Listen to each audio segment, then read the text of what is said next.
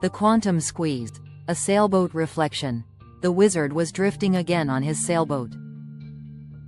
The water was calm, not perfectly still, but alive in that way that reminds you nothing is ever frozen.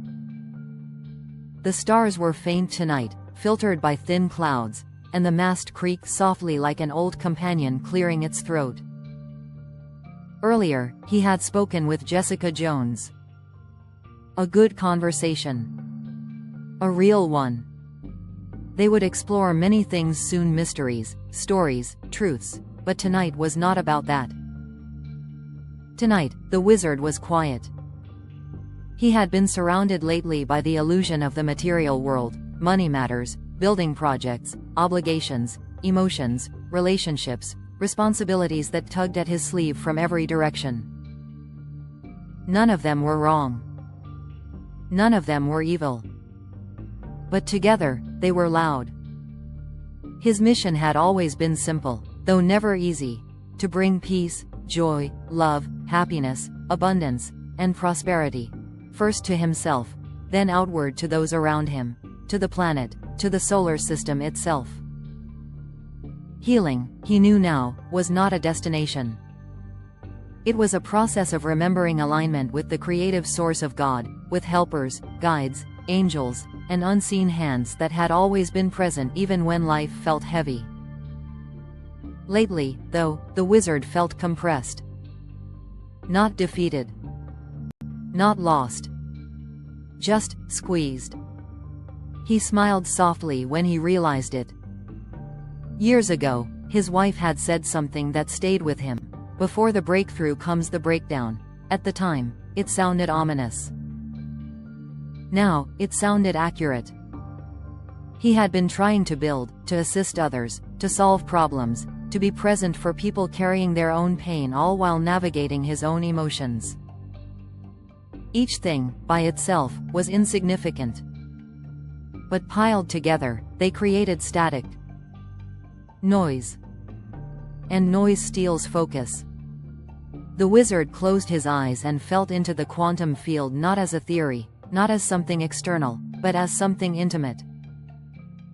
Something alive inside him. He understood now. The source was not out there. The source was within the individual, braided into consciousness itself. Everything was energy. Matter was simply energy wearing a costume. And when too many costumes clamored for attention at once, the soul felt pressure, not because it was failing, but because it was reorganizing. This was the quantum squeeze. Not punishment. Not attack. Not loss of control. But alignment. The old identity loosening its grip. The new self, knocking gently, then insistently, at the door. Reality wasn't trying to possess him. It was responding to him. The squeeze only came because something was ready to release. The wizard breathed deeply and felt the boat rise and fall beneath him. He didn't need to fix anything tonight. He didn't need to decide anything.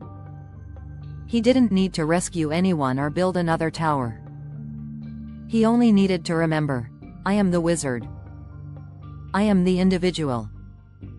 I am the field observing itself. And I create my own reality. The pressure softened, not because circumstances changed, but because resistance did. He smiled, whispered a quiet thank you to God, to the universe, to the unseen helpers, and to himself. Then he let the sailboat rock him gently toward sleep.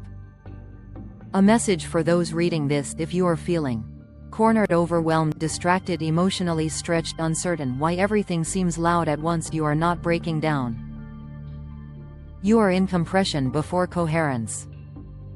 Nothing is wrong with you. Nothing has gone off track. Nothing needs to be forced. The squeeze is not random. It only happens when you are close to release. You don't ascend by escaping the world, you ascend by remembering who you are inside it. Global Robotics Corporation.